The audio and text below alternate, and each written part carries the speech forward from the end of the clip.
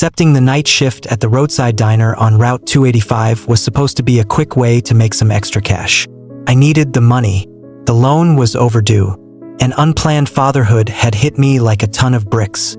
I was just a 20-year-old, trying to get my life together one paycheck at a time. But nothing could have prepared me for what that night would bring. The job was simple: wash dishes, clean the place, and take care of some inventory.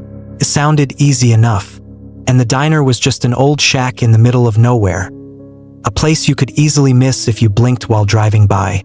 But from the moment I stepped inside, I could feel something was off. It wasn't just the typical greasy smell or the outdated decor. It was as if the diner itself had a heartbeat, a faint pulse that I could almost hear in the silence. The night had started with an old man's warning. I'd met him on the bus ride to the diner, and he was a strange character, grizzled, with a vacant stare that seemed to look right through you. He found out where I was heading and turned pale, almost as if he had seen a ghost. "You're working at the diner tonight?" he asked, his voice trembling slightly. "Yeah, just for the night. Gotta make some money," I replied, trying to dismiss the conversation. "You need to be careful," he said, reaching into his coat pocket. "Here, take this." He handed me a piece of paper with 8 rules on it. I glanced at the list, amused by the oddities of it. All lights must stay on all night. The jukebox must not play. Draw lines of salt at the doors and windows. Find holy water and keep it with you at all times. Make sure the candles under Pastor William's painting don't go out. They will try to deceive you. Trust no one. Speak to no one. At 3:33 a.m., hide in the broom closet for exactly 5 minutes. Do not leave before dawn. He stared at me with such intensity that I couldn't help but feel a little unsettled. I took the paper, laughed it off, and got off the bus when it reached my stop, leaving the old man behind. But as I walked toward the diner, his words echoed in my mind. The diner looked like any other roadside stop, nothing remarkable. Just a small metal shack with a flickering neon sign reading, "Open 24 hours." The checkered floors, vinyl booths, and greasy aroma felt like a throwback to the 1950s. The jukebox sat in the corner, gathering dust, and a painting of a stern-looking pastor hung on the wall above a row of candles. The place was nearly empty, except for the faint buzz of the refrigerator and the occasional drip from a leaky faucet. I got to work, trying to brush off the old man's strange warning. But even as I started my tasks, I felt uneasy. The silence seemed heavy, as though the air was filled with unspoken secrets. I lit the candles beneath the pastor's painting, feeling a bit ridiculous as I did so, but I figured it couldn't hurt. It was around midnight when things began to get weird. I was mopping the floor when the jukebox suddenly came to life, playing an old country tune that sounded scratchy and distant. I hadn't touched the thing, and there was no one else around to turn it on. My first thought was to check if it was on a timer or something, but when I approached the jukebox, cold draft blew past me, chilling me to the bone. The music stopped just as abruptly as it had started. That's when I remembered the first 2 rules. Keep the lights on and make sure the jukebox doesn't play. I quickly turned on all the lights and unplugged the jukebox, just in case. My mind drifted back to the old man's rules. Seemed absurd, but the atmosphere was beginning to get to me. I decided to humor him and follow the rest of the rules. I poured salt lines along the doorways and windows, feeling like an idiot but too spooked to ignore the list completely. In the break room, I found a small bottle of what looked like holy water, no idea why it was there, and slipped it into my pocket. I had been dreading the basement since I started my shift. It was an old, unfinished space with concrete walls and a musty smell that hit you like a wave as soon as you opened the door. I had to move some boxes down there, so I grabbed a flashlight and descended the narrow staircase. The basement was cold, and the air was thick with dampness. It was quiet, too quiet. I began stacking the boxes, but with each trip up and down the stairs, the sense of dread grew stronger. On my final trip, the light bulb flickered and then went out, plunging me into darkness. I quickly turned on my flashlight, and that's when I saw it. a hunched figure lurking in the shadows, its limbs twisted at unnatural angles. Its eyes seemed to glow with an eerie, malevolent light. I froze, my breath caught in my throat. The figure started to move towards me, dragging itself with jerky, disjointed motions. Panic surged through me, and I bolted up the stairs, slamming the basement door shut behind me. My heart was racing, and my hands were trembling. I didn't know if I had imagined the whole thing or if something truly horrifying was down there. After my encounter in the basement, I was on edge.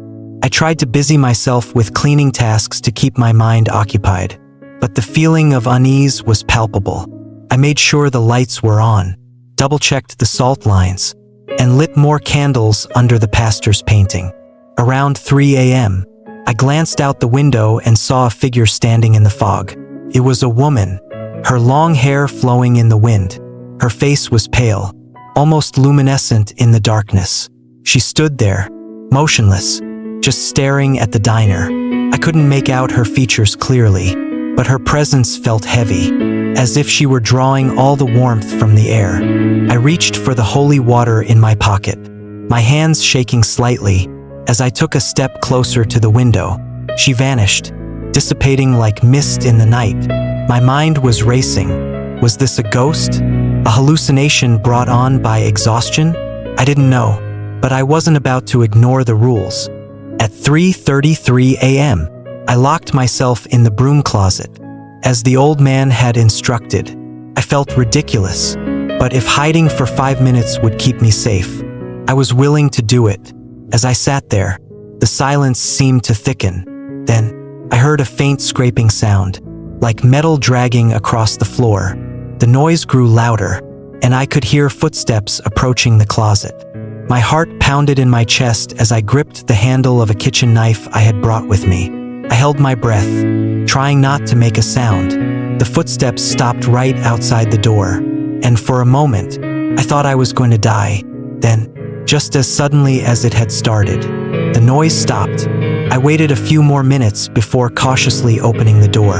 The diner was empty, and the silence was deafening. I was exhausted, both physically and mentally. I sat down on a bar stool, staring blankly at the candles flickering under Pastor William's painting. As I closed my eyes for a moment, I was suddenly transported to another place. I found myself in a small, wooden church, filled with the smell of incense and the murmur of a distant congregation. The scene shifted, and I was outside, witnessing a brutal conflict between settlers and Native Americans. The violence was horrifying, and I could see the desperation in the eyes of the people fighting for their lives. As the scene played out, I saw a woman trying to free a Native American woman and her child from captivity. Her actions seemed heroic, but they did not go unnoticed.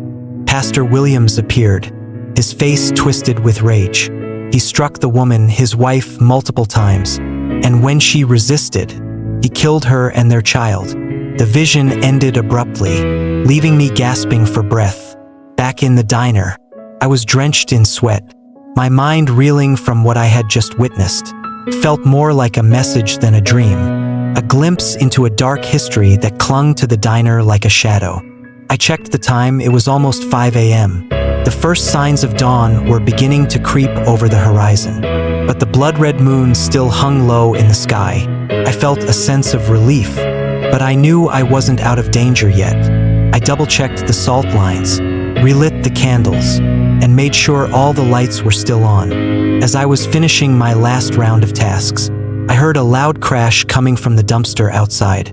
I didn't want to investigate, but I couldn't ignore it. When I approached the window, I saw several pillars of fire in the distance, growing larger and brighter. Before I could process what I was seeing, there was a frantic knocking at the front door. I heard a child's voice pleading, "Help! He's going to kill me. Please, let me in." Instinctively, I rushed to the door and threw it open, but there was no one there. A bone-chilling cold swept through the diner, and I realized I had made a grave mistake. Something unseen grabbed me by the throat and dragged me outside. I struggled, gasping for air as invisible fingers tightened around my neck. The last thing I remember was the feeling of gravel beneath my body and the sound of a woman's voice whispering something I couldn't understand. I woke up in the hospital, covered in bruises and bandages. The doctors said I had been found unconscious in the parking lot. My injuries consistent with a severe beating. The police questioned me, but I couldn't bring myself to explain what had happened. They chalked it up to a possible break-in and a mugging. But I knew the truth was far stranger. After I was discharged, I spent days trying to piece together what I had experienced. I searched for records about the diner and the area's history, and what I found was chilling. There were stories of settlers who had clashed with Native American tribes, tales of a preacher named William who had gone mad, and rumors of a blood-red moon that heralded death and disaster. As I lay in the hospital bed, I had plenty of time to reflect on how I ended up in this mess. Life hadn't been easy recently. The debt was piling up: student loans, credit cards, medical bills, and then there was the baby. I hadn't even planned on being a father at 20. She was only a few months old, and her mother and I had parted ways long before she was born. I was struggling to make ends meet and stay afloat, which was why I had taken that night shift. The money was too good to pass up.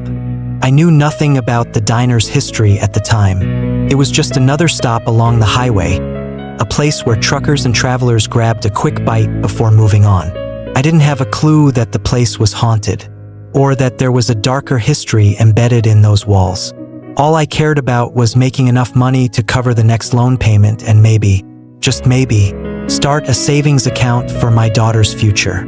After I was discharged from the hospital, I couldn't let go of what had happened. The nightmares kept coming back, and the vision of Pastor Williams haunted my waking thoughts. I had to know more. I started visiting the local library and historical societies, searching for any records about the area and the diner. I found out that Route 285 wasn't just any road. It had a long history of accidents, disappearances, and strange phenomena.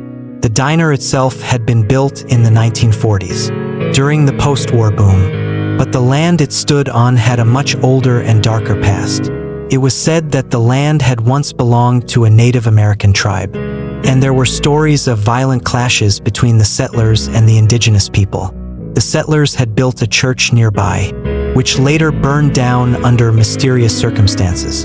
Among the old records, I discovered references to a preacher named William, who had come to the area during the 1800s. There were rumors about his descent into madness and accusations of him conducting unholy rituals under the light of the blood-red moon. The church, which was built by the settlers, had allegedly been the site of several violent acts that were covered up at the time. One article I found described an incident where a woman and her child were murdered by a man suspected to be the preacher himself. The woman had been trying to help members of a nearby tribe who were being held in the church's cellar. It didn't take long to connect the dots. The pastor in my vision and Pastor William were one and the same. The more I learned, the more questions I had. Why had I seen those visions? Was I witnessing the lingering echoes of a dark history? Or was it something more?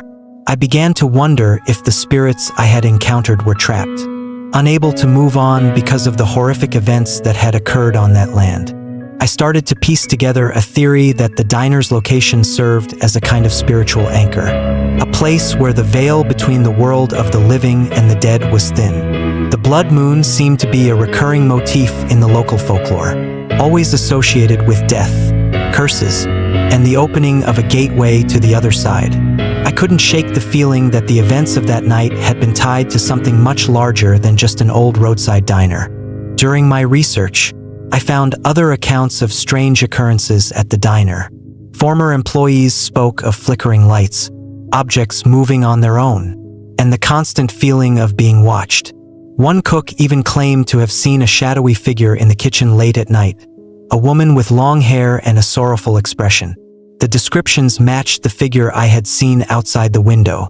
Another account came from a trucker who had stopped by during a foggy night. He reported hearing strange chanting coming from the back of the diner, even though no one else was around.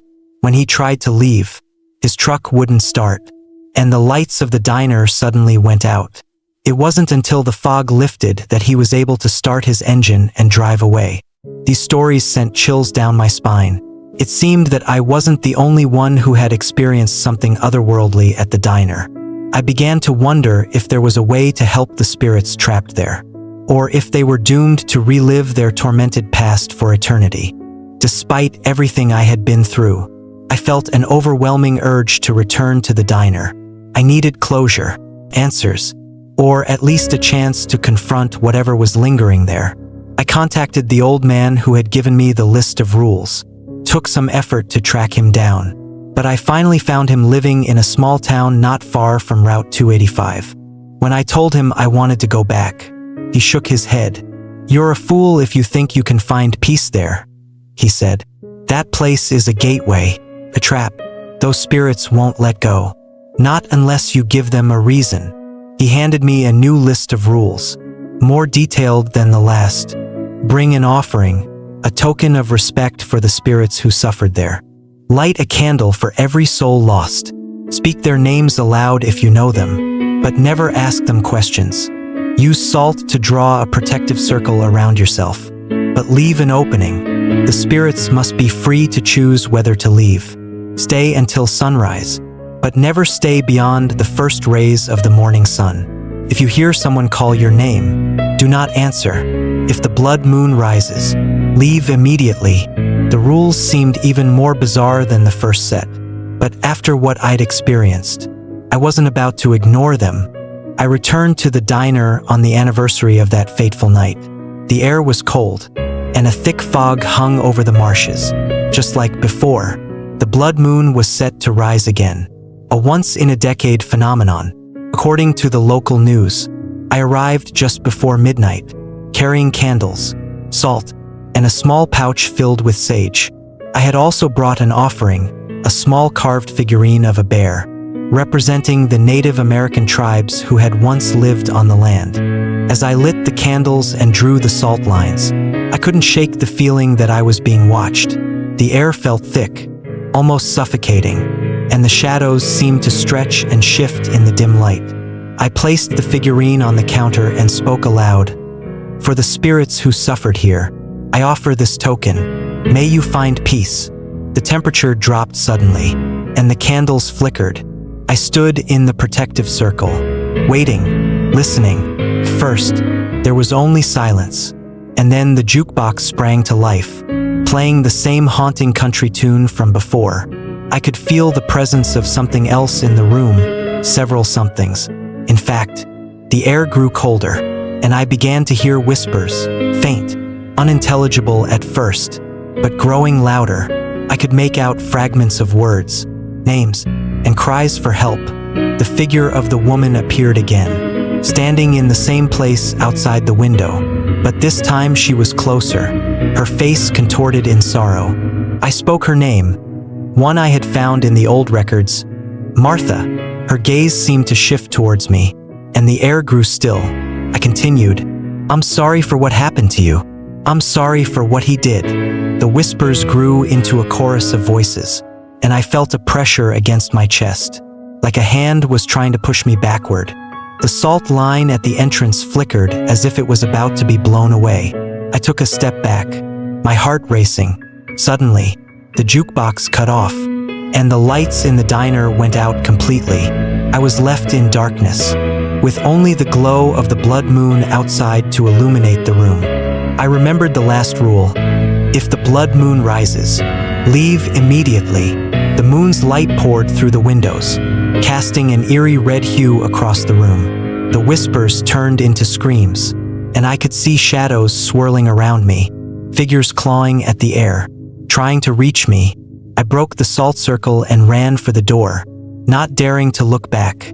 Outside, the fog was thicker than ever, and the moon seemed to be hanging impossibly low in the sky. As I stumbled toward my car, I saw her again, the ghostly woman, standing in the middle of the parking lot, her eyes locked onto mine, and for a moment, I felt an overwhelming sense of despair. It wasn't anger that filled her gaze. It was sadness, a profound sorrow that seemed to reach into my very soul. I managed to reach my car and fumbled with the keys. my hands trembling uncontrollably. When the engine finally roared to life, I took one last look back at the diner. The woman was gone, and the fog was slowly lifting. The blood moon, too, was beginning to sink below the horizon, and the first rays of the morning sun started to pierce through the mist. I drove away, my heart still pounding in my chest. As the diner disappeared from my rearview mirror, I felt a strange sense of relief, as if a weight had been lifted from my shoulders. But there was also a lingering sadness, a part of me that knew not all the spirits had found peace that night. Months passed, and I found myself thinking less and less about that night at the diner. But the experience had changed me in ways I couldn't fully understand. I started attending therapy, trying to cope with the nightmares that continued to plague me. I took an interest in spiritual practices, learning about rituals for protection and cleansing. I visited the gravesite of Martha, the woman I had seen that night, and left flowers there. It was a small gesture, but it felt necessary, a way to acknowledge the pain that had lingered for so long. The old man had been right. The diner was a gateway, a trap. But it wasn't just the spirits that were trapped there. It was the history itself, the stories of suffering and violence that had imprinted themselves on the land. There are some places in the world where the past refuses to stay buried, where the echoes of history continue to bleed into the present. I still drive along Route 285 from time to time, but I never stop at the diner. Still there, still open, still serving late-night customers who don't know the full story of what happened on that land. But I keep my distance. I know what lies behind those walls, and I've learned to respect it. Some places are best left undisturbed, and some doors are better left closed.